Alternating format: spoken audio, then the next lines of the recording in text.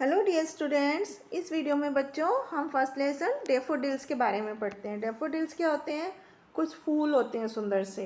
तो बच्चों, आप पहले कभी अपने दोस्त के साथ एक खिलौनों की दुकान में गए होंगे जहाँ पे आपने प्यारे प्यारे खिलौने देखे होंगे।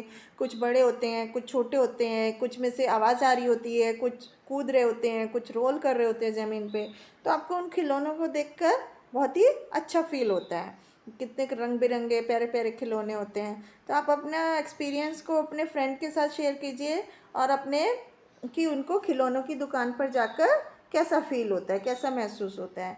अब हम यहाँ पर इस पोएम को पढ़ना शुरू करते हैं। I wandered lonely as a cloud that floats on high over vales and hills when all at one I saw a crowd, a host of golden daffodils beside the lake beneath the trees, fluttering and dancing in the breeze. तो इसमें poet क्या बोल रहे हैं कि I wandered lonely as a cloud, कि जब मैं अकेला बादलों के जैसे नदियों और झीलों और पहाड़ियों के ऊपर तैरता रहता हूँ, तो जब मैं एक बहुत सारी भीड़ देखता हूँ किस चीज़ की, कि एक जो सुनहरे रंग के जो डैफोडिल्स हैं वो नदी झील के किनारे पेड़ों के नीचे और प्यारी सी हवा में डांस कर रहे होते हैं, लहलहा रहे होते हैं। Continuous as the stars that shine and twinkle on the Milky Way, वो लगातार अपने कुछ मतलब चमकते रहते हैं और टिमटिमाते रहते हैं उस दूधिया रास्ते में। They stretched in never ending line, वो इतने खुश होकर के लहरा रहे होते हैं कि वो कभी ख़त्म ना होने वाली एक लाइन रेखा के जैसे दिखते हैं। Along the margin of the way 10,000 saw I at a glance, उस नदी के किनारे मैंने हजारों डैफोडिल्स एक साथ देखे। And tossing their heads in spring sprightly dance, जो कि अपना सिर हिला रहे थे, मतलब जो फूल लहरा रहे थे, हिल रहे थे एकदम चमक के साथ और डांस कर रहे थे। इसके बाद अगली लाइंस पढ़ते हैं।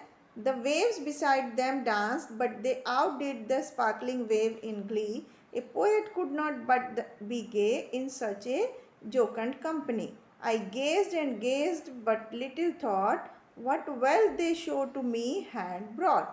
इन लाइंस में पोएट कह रहे हैं कि उनके पास बहुत सारी समुद्र की लहरें आ रही थी, लेक की बहुत सारी लहरें आ रही थी, लेकिन उन्होंने वो भी उसके साथ नहीं बहे। उन्होंने अपना चमचमाना, अपना टिमटिमाना चालू रखा और वो हवा में लहलहाते रहे। तो पोएट यहाँ पर ये कह रहे हैं कि वो अपनी कंपनी इतनी ज़्यादा एंजॉय कर रहे थे कि उसके अलावा वो उन्हें समुद्र की लहरों में भी जाना अच्छा नहीं लगा।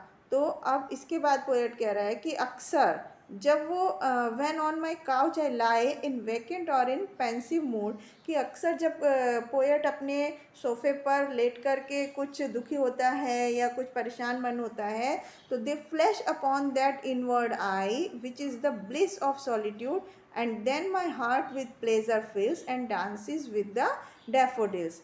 तो वो कह रहे हैं तो जब कभी अक्सर कभी अपने सोफे पर लेट करके खाली या परेशान मन होता है, तो वो अपनी खाली आँखों के अंदर वो डैफोडिल्स की चमक को महसूस करता है, जिससे उनका हृदय खुशी से भर जाता है और बहुत सारे डैफोडिल्स एक साथ नाचते हुए उनकी आँखों में याद आ जाते हैं और वो बहुत ही सुंदर लगते हैं। तो इस तरह से पोएट यहाँ पर डैफोडिल्स के माध्यम से अपने मन के भावों को व्यक्त कर रहा है। इस पोएम को इंग्लिश पोएट विलियम वर्ड्सवर्थ ने लिखा है बच्चों।